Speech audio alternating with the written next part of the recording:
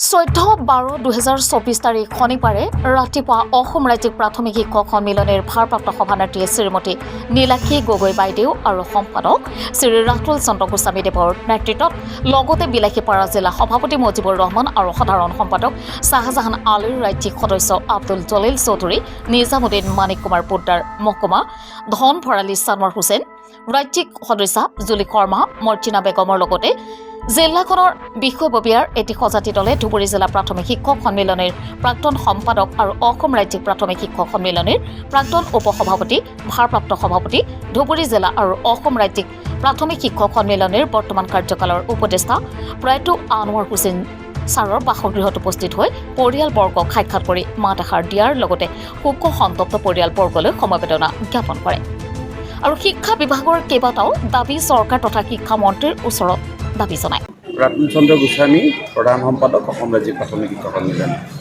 আমাৰ সাংবাদিকবোৰ বিদ্যালয়ত প্ৰাইমাৰী বিদ্যালয়ত গৈ থাকে আৰু কেইমাহৰ পৰা মিড ডে মিল দিয়া নাই বুলি শিক্ষকসকলে কয়। এই ক্ষেত্ৰত আপোনালোকৰ সন্থাৰ পৰা কি ভূমিকা লৈছে মিড ডে মিলৰ ক্ষেত্ৰত? ৰাজ্য চৰকাৰৰ শিক্ষা বিভাগে বৰ্তমান সময়ত বিগত প্ৰায় 4 মাহ কাল হ'ল এতিয়ালৈকে মধ্যাহ্ন ভোজনৰ যি ধন সেই ধন আবণ্টন দিয়া নাই। যিহেতু ধন আবণ্টন দিয়া নাই, বিদ্যালয়ৰ শিক্ষক শিক্ষয়িত্ৰীসকলে মধ্যাহ্ন ভোজন পৰিৱেশন কৰাটো এতিয়া সম্ভৱপৰ কথা নহয়। তাৰোপৰি বিদ্যালয়সমূহত যি মধ্যাহ্ন ভোজনৰ পইচা আছিল সেই পইচাসমূহো ৰাজ্য চৰকাৰে উভতাই নিছে। এতিয়া বিদ্যালয়ত যদি পইচা নাথাকে তেনেহ'লে ছাত্ৰ ছাত্ৰীসকলক মধ্যাহ্ন ভোজন খুৱাব কেনেকৈ? আৰু মধ্যাহ্ন ভোজনৰ পইচা নিদিয়াকৈ মধ্যাহ্ন ভোজন খুৱাব বুলি কোৱাটো এটা আচলতে অপৰাধ আৰু এই অপৰাধ কৰিব নালাগে।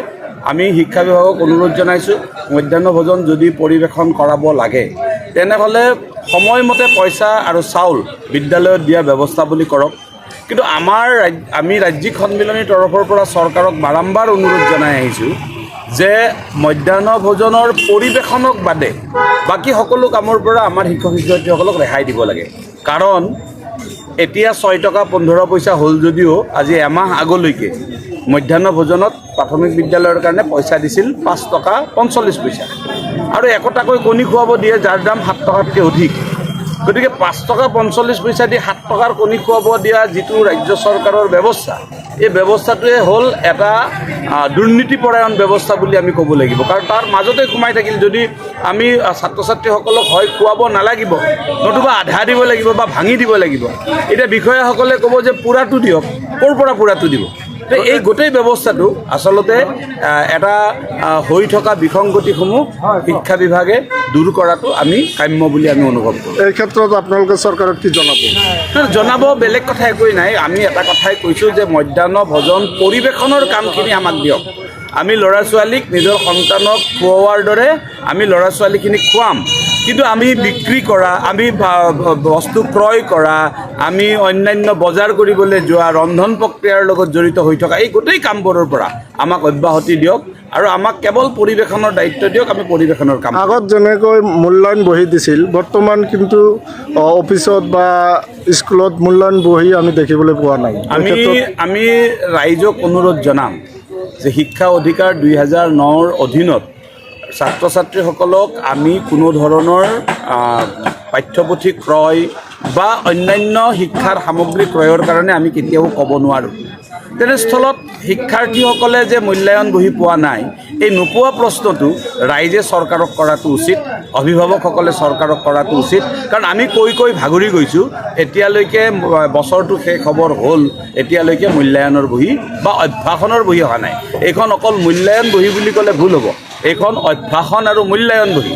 যদি আমি অভ্যাসন কৰাৰ কাৰণে বহিটো দিবই পৰা নাই তেনেহ'লে আমি গুণোৎসৱ পতাৰ অধিকাৰ আমাৰ আছেনে নাই, এইটো এটা ডাঙৰ প্ৰশ্ন। ছাত্ৰ অনুপাতে শিক্ষক বহুত স্কুলত আমি দেখিবলৈ পোৱা নাই। 40:1 আপোনালোকৰ গাইডলাইন মতে 30:1। সেই ক্ষেত্ৰত আমি বহুত বিদ্যালয়ত পাইছোঁ যে ছাত্ৰ অনুপাতে শিক্ষক নাই। এই ক্ষেত্ৰত কি জনাব?